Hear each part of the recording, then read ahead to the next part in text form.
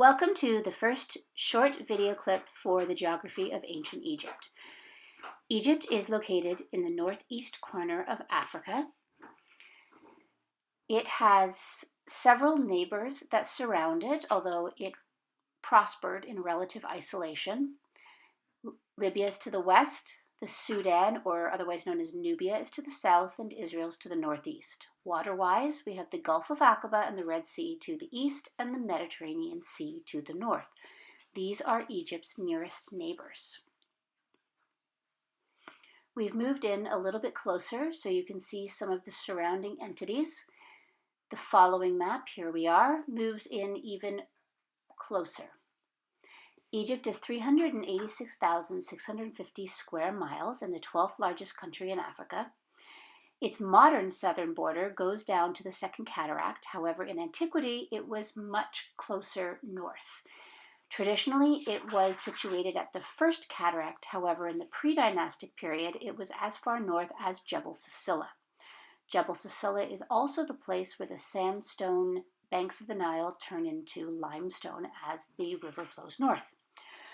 We like to say that Egypt prospered in relative isolation because to the north was the Mediterranean Sea, the west, mountains and desert all the way to the Atlantic Ocean, Nubia to the south, lower Nubia being rather barren, and then rocky cliffs and desert to the Red Sea in the east. Egypt was settled much earlier than the beginning of the Pharaonic period. In fact, it underwent a Neolithic period just as in Mesopotamia. However, it was slightly later in Egypt than in Mesopotamia, so we have dates for around 5500 to 5000 BCE for the earliest permanent settlements in Egypt. One of the most populous areas at this time was the Fayum area. It's located to the southwest of the apex of the delta and centers around Lake Moeris, otherwise known as Birket Karun, and this water area or fertile depression lake is fed by the Bar Yusuf Canal, which brings water from the Nile into this area. Now, one of the reasons that this was a very attractive area in antiquity is because of the resources that were available to the settlers. We have fruit, seeds, and roots, which were found naturally. Obviously, there's a good water supply. Animals are attracted to the water supply, so there was a lot of wild game. And of course, fish and fowl. These items were also popular in the delta as well, which has a similar environment. We assume that over time there was a lack of rainfall. It got a little bit drier in Egypt, so the desert increased. This led to a scarcity of game and the need for people to start controlling their own food supply. Once people were engaged in farming, this made people stay in that area in order to have access to their food. Now, Herodotus, who is a 5th century Greek traveler and historian, coined the phrase, Egypt is the gift of the Nile, and it is kind of stuck. And this means that there would be no ancient Egypt were it not for the existence of a Nile. In fact, any parts of Egypt that the Nile waters do not hit is desert. The ancient Egyptians organized their area, or they interpreted the land as being divided into two different areas, Upper and Lower Egypt. And the environment in Upper and Lower Egypt are very different from one another. Modern scholars have included a Middle Egypt. However, this is a modern invention. Now, as you can guess, Egypt was and is very hot and very dry. And the farther south you go, the hotter it gets. Rain is and was very scarce in ancient Egypt, so people had to rely on the river water for farming. If there was a rainy season, that would fall between November and January, and most of the rain would fall in the north, where they would look at between 100 and 200 millimeters, so not very much. This is what made the Nile extremely important. It is the longest river in the world at 4,189 miles, and it flows from south to north and empties into the Mediterranean Sea. There are two major tributaries, the White Nile and the Blue Nile, that come together in the area of modern Khartoum in the Sudan. About 200 miles north of that point, the Atbara River also lends water into the Nile. The White Nile begins in Lake Victoria, the Blue Nile in the Ethiopian highlands, which is probably the more important of the two because of the monsoon rains that feed the water of the Blue Nile, which eventually ends up in the Nile proper. The Nile hits the Mediterranean about 1,700 miles to the north. Now, the Blue Nile, like I said, is the more important of the two. Every summer in Ethiopia, approximately from June to September, we have the summer monsoon rains that hit. This increases the water in the Blue Nile, which ends up flowing into Egypt proper between July and October. This is a map of what Egypt probably looked like at the height of the inundation season. You can see the Fayum area in the bottom left-hand corner here. Now, the White Nile was also important, just not as important. The water level that moved into Egypt would vary from year to year, and if there were a series of low Niles, this would lead to famine. Again, you have to think about the fact that the only water the Egyptians were getting for their farming was from the Nile itself, not from rain. So think about southern Mesopotamia for a comparable situation. Now, we can't see this cycle in Egypt anymore because of the Aswan High Dam. The Egyptians, starting in the 1830s, were trying to figure out a way. Well, this is when they started building a series of smaller dams, but it wasn't until the Aswan High Dam was complete in 1971, which you see here, that they could fully control the way the water was running into Egypt.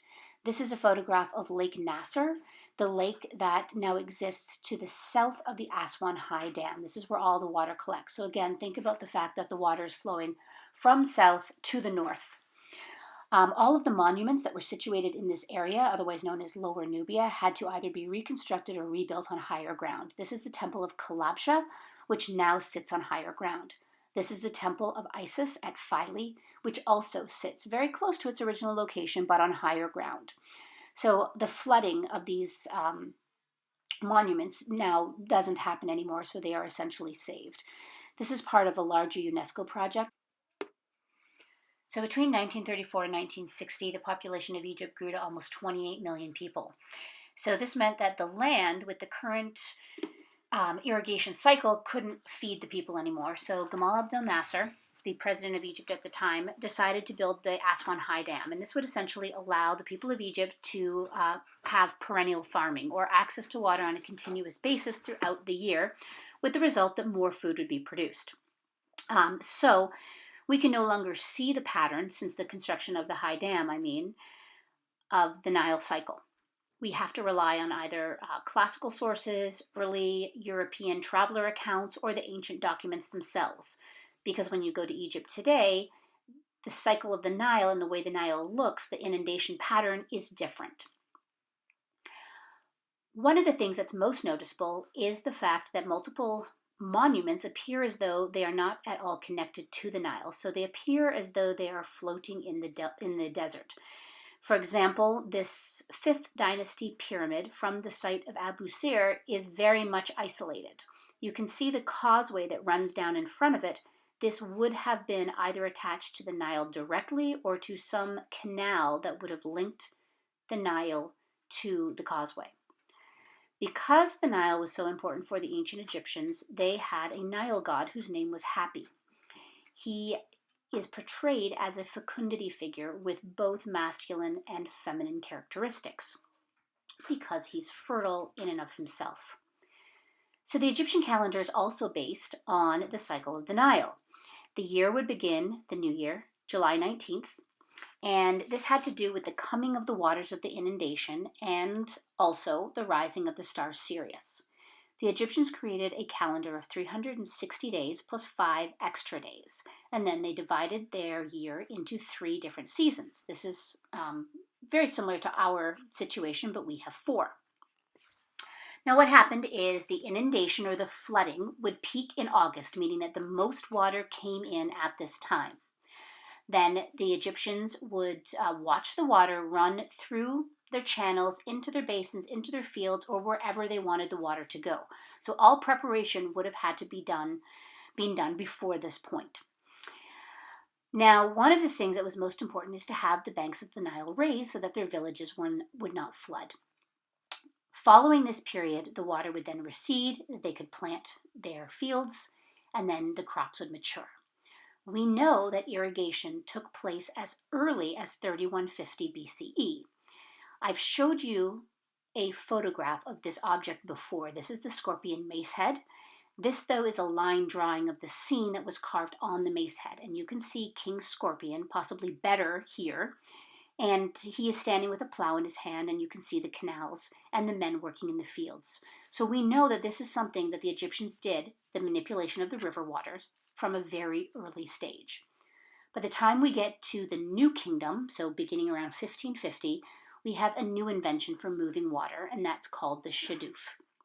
This is clearly a very old photo, but it is a mechanism that's still used in Egypt today. When we consider the Nile, in addition to agriculture, we have to think of it as a mode, the main mode of transportation for the ancient Egyptians. In fact, we're not even sure when they developed the wheel because they were so reliant on their boats and their skiffs, and this was their main mode of transportation. They developed, I guess we could call it a contraption called a nilometer, or we call it a nilometer, that was meant to measure the river levels. We think the point of this was to actually predict crop yields and therefore taxes. We have a lot of late period, later, even one from the Islamic period, nilometers, and we don't quite know how early they were used because the majority of them are from temple contexts, and we know that temples were rebuilt. But what a nilometer consists of is a staircase that starts at the temple and goes down into the ground. You can see here. If you're standing at the bottom of the nilometer and you happen to look to the left or the right, you will see all of these different markings. That they are meant to measure the water as it flows into the nilometer from the bottom and comes up the stairs.